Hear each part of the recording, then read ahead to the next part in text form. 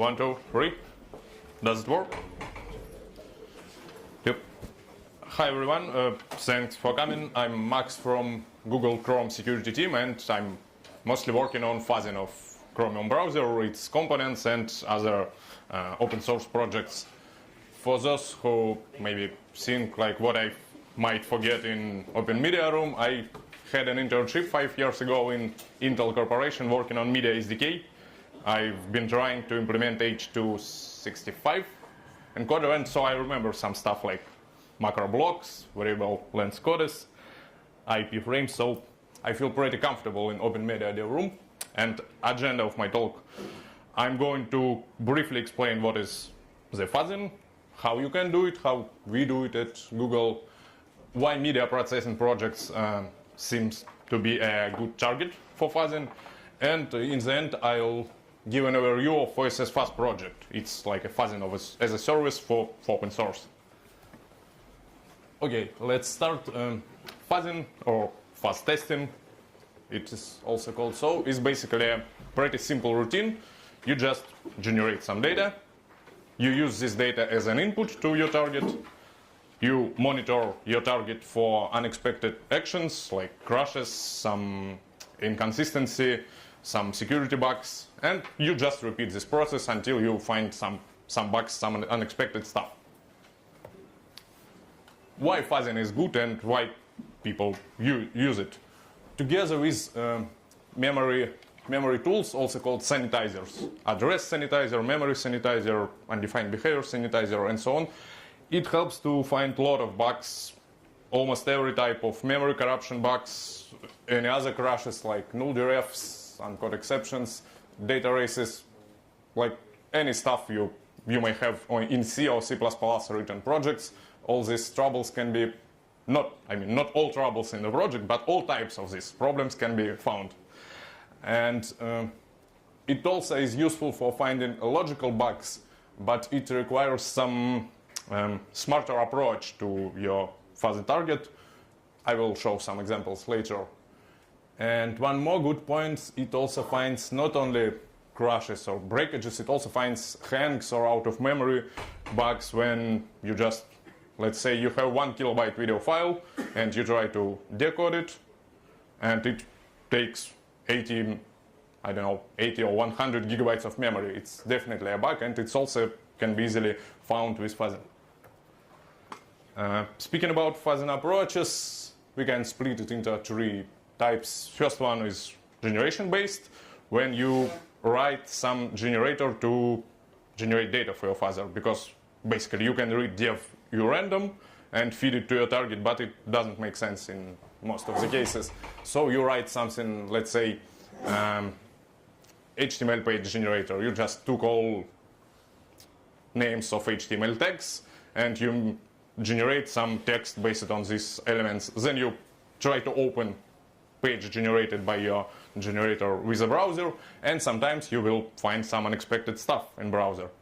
Another approach is mutation-based. When you do not generate data, you already have some data, like you have valid video files, valid HTML documents, depends on your target, and you have some mutation engine which reads existing targets and mutates them, duplicates some parts, interlaces them, everything which can be created and programmed.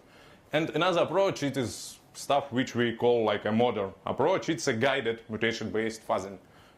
Mutation-based part is already explained. Guided means that fuzzing engine, which generates inputs and mutates inputs, it tracks coverage of targets for every input generated.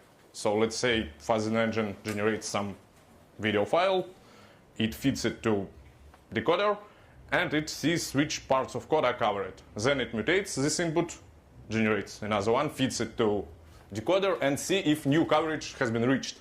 If new coverage has been reached, fuzzing engine saves this input as, let's say, interesting one.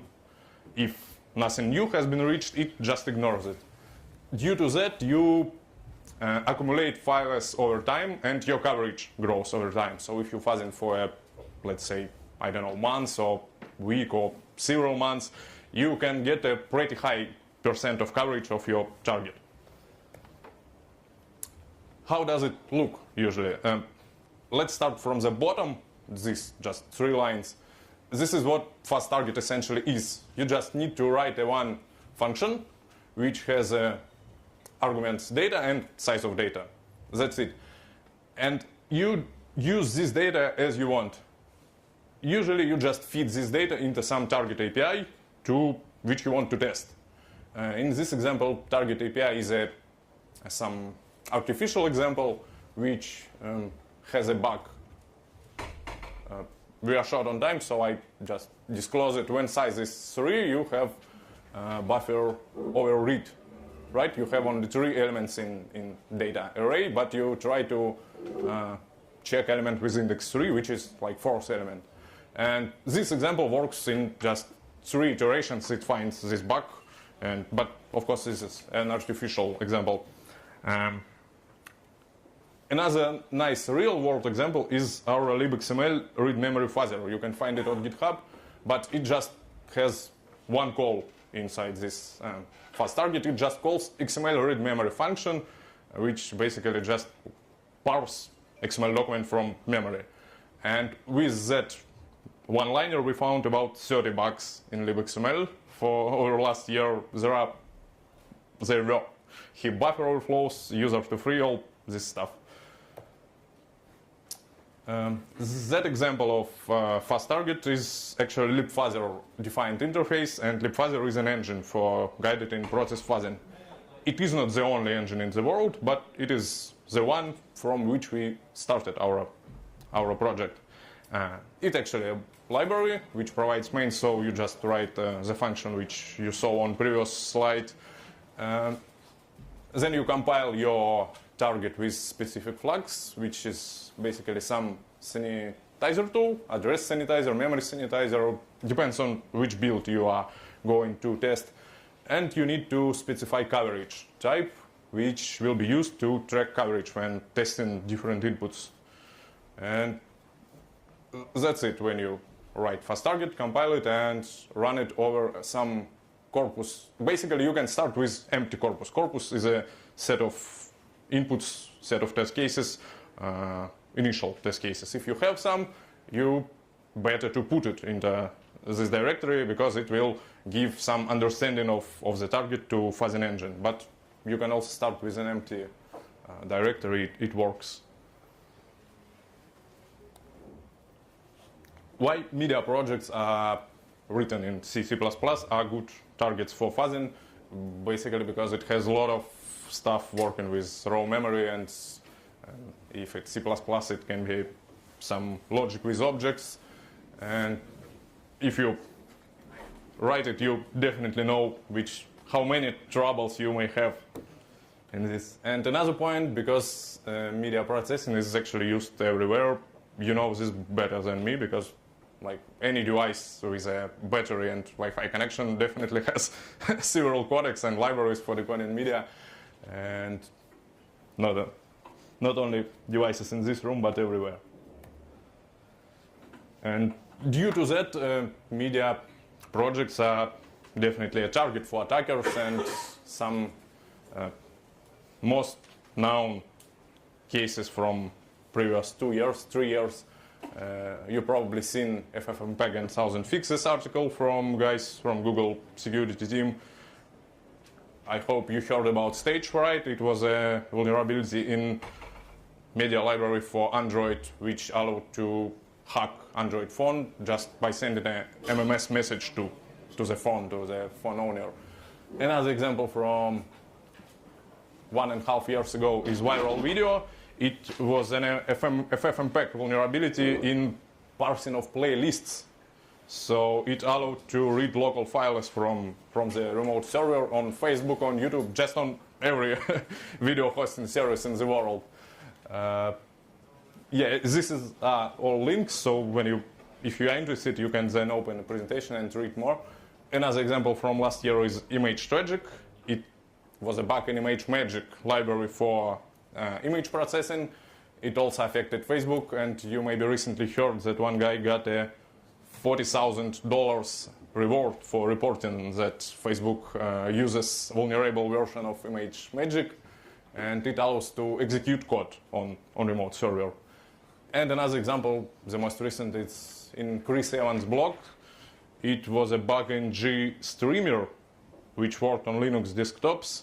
Basically, you download a file and open that directory, downloads directory in File Explorer. And usually you see a preview of the image, and this functionality of preview has been abused by Chris Evans, and he wrote an exploit to turn it to remote code execution. Yeah, just a quick note, we sometimes at Google and an open source project hear from some maintainers or programmers that their projects have been fast, but actually it doesn't work this way, because you know how fuzzing works is these techniques are changing, the project itself changes, and to get high coverage and to cover most of your project, it actually takes time. So the best approach is to make it in a continuous way. You just take new build every day or twice a day and fuzz on existing corpus at this build. And a good example just from the last week, a bug in OpenSSL. It took about 550 CPU days to find it. It was a very interesting bug because OpenSSL has two implementations to multiply big numbers, and it was a logical bug, which the fast target actually used data and its size as two big numbers, and then it called big numbers multiply, two different implementations, slow one and optimized one, and then it was comparing the results of this multiplication operations, and if result isn't the same, it was a problem. So this what has been found. It was carry propagation bug in optimized implementation, which used almost everywhere, because when you do it, you want to use better, faster version. Yeah, now about OSS Fuzz. As I said, I'm from Google Chrome team, and we are doing fuzzing for previous maybe 6 years already, and we have a large infrastructure, about 15,000 of CPU cores to run fuzzers, to deduplicate crashes, to check fixes, and so on. So, like when you try to do it at scale, you will meet a lot of problem because some targets are crashing every minute, and you got thousands of similar bugs per day, and you need to understand which bugs are unique, which are not. And a few months ago, we just copied, cloned this infrastructure, and made it free and accessible for large open source projects on which, let's say, the modern internet relies on. Yeah, so this is all free. We have already more than 50 projects with about 200 fast targets, a lot of bugs found, and most of them already fixed. And yeah, we encourage every open source project to try fuzzing, to just try write a simple fast target to test your code. And if you can and would like join to this project, this would be awesome, because like all you need just to write these fuzzers for a target. All other issues are handled by existing infrastructure, and essentially it's fuzzing as a service, and it is free. Yeah, here I have an example of bug found and filed by our, we call it cluster fuzz. It's the whole infrastructure, it's cluster fuzz. And it is a real example from FFmpeg. Yeah, it has a type of bug, stack buffer overflow. It has a minimized test case to reproduce all the info like stack trace, configuration, which memory tool has been used. And of course, for security bug, they are accessible only by people you specify, your security team, or maybe you and other developers. It's not open until you fix it. Yeah, and also it not only files bug automatically, it also verify fixes. Like this is the same example. The maintainer, maybe he's here, Michael, I don't know. he wrote that patch applied and like thanks. Then one guy from Google said that cool, and if everything is fine, cluster fuzz will mark it as fixed and close the bug. And then even the same day, cluster fuzz has detected this issue as fixed and closed the bug. So you just like you get bug, you fixed, and you shouldn't do anything else. Yeah, we also have some stuff to help you. I'm sorry you don't see it, but it is not very important to see. It's a statistics dashboard. It has some numbers, some percents for every fuzzer, such as number of test cases executed in given time range, coverage by functions and by code edges. It has links to coverage report. I will show an example on the next slide. Speed of generating of inputs, links to corpus, which grows over time. And there are a few more columns like performance analysis. I will also show an example. So you get analytics for your fuzzers also. An example of coverage report for another FFmpeg fuzzer. You don't see probably these lines, but you also should not. These are different source code files and percent of code covered in every file. If you click on file name, you will see more detailed view, like which functions have been covered and even which lines are covered and which lines are not covered by existing fuzzing corpus. Yeah, another feature is automated performance analyzer. It checks your fuzzer logs every day, and if your fuzzer has some issues, basically set of issues is not big. It's known issues every time. Your fuzzer can be crashing every time, like you run it and it crashes in 5 seconds. So it doesn't work technically, and you need to fix it as soon as possible because you just waste CPU cycles. And there are other issues which are similar for some fuzzers. So this performance analysis let you know them without checking logs for hundreds of fuzzing runs which are happening every time on the infrastructure. Here are links for looking at other examples of fuzz targets in Chromium in existing OSS Fuzz projects. We actually have only FFmpeg in OSS Fuzz. So if you are working on other decoding projects, or I don't know, VLC player, I see a lot of guys with heads. You are super welcome to take a look at it, to ping me, and we definitely should work something out on that. And I've seen that GitHub already has a lot of fuzz targets for, I don't know for which projects, but there are thousands of them, and it's also a great place to take a look. Yep, that's all. Thank you very much for your attention, and I would be glad to answer any questions.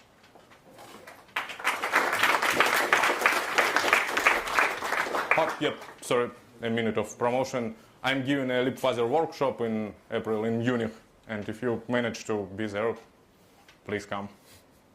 Okay, so we have one first question there, yeah. Another one here. So we've been doing specifically H.264 fuzzing in our company for many years now, and we actually pushed all the tools to the mailing list and stuff, but it was never merged. And we think your tools are not very good and your corpus is not very good, but I don't see how on GitHub we can improve that, because you use the test case, you use the regression testing thing as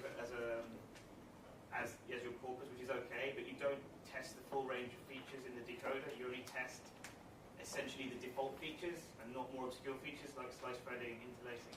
So, and I haven't quite understood how on GitHub you can add more test cases and add more features, more test things in the programs. We already have this, but we'd like to do it, and I don't understand.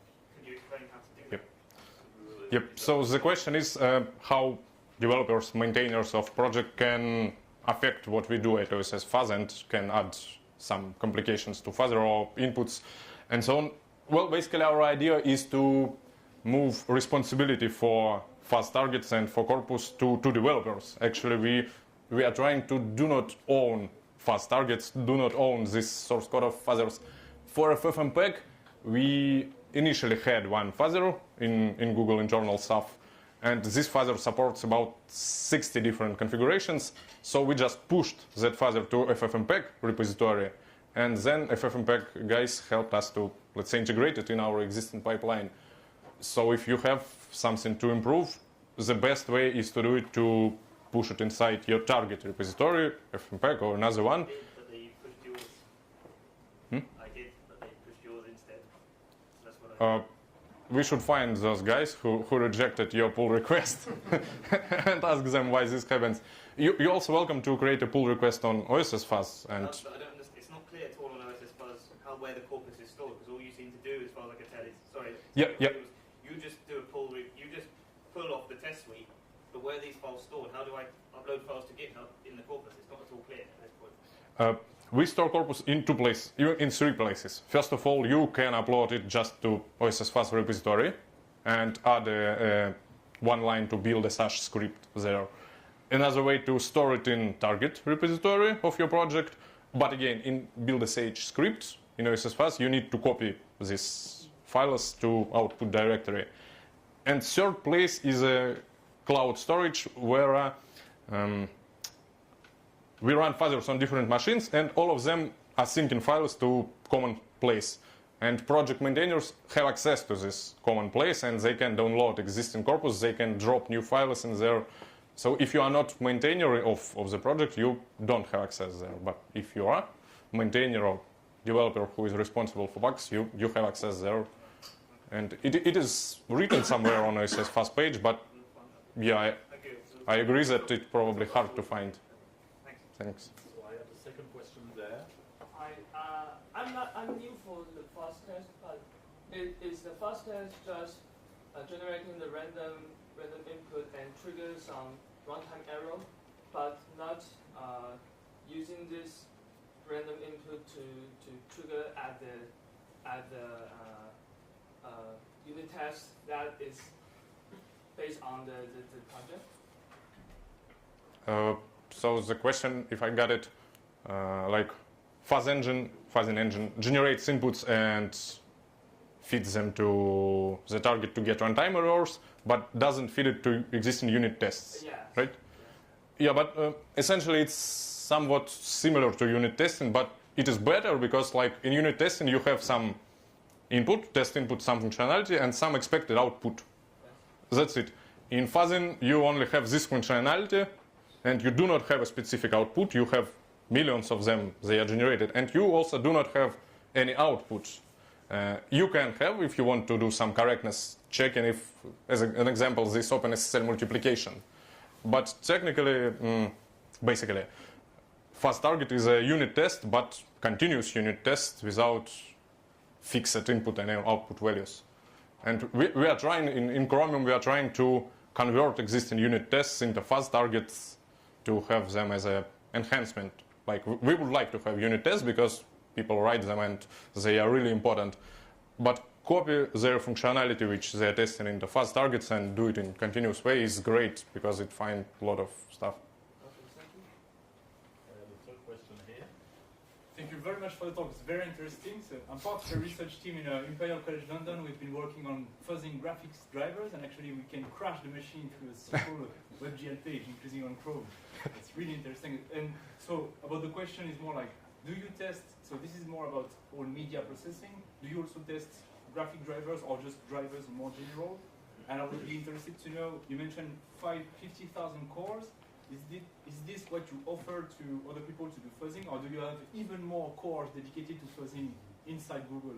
Yeah, let me start from the end. The question is about number of CPU cores, which we are using. 15,000 of cores, it's internal Google, internal Chromium infrastructure for Chromium browser. For OSS Fuzz, we have, let me do not lie to you, maybe 4,500 CPU cores at the moment, but we add more when we are getting more projects. And the first question was about fuzzing not only media projects, but drivers, graphic processing stuff. Yes, we have some of them. You can go to Chromium code search, like Chromium code search, and look for GPU fuzzer. Okay. You will find there an example or maybe two of existing GPU fuzzer. Yep. Okay, Thank you. Question. Okay, last question. When the project takes something, it automatically loads a bug. It loads a bug within Chromium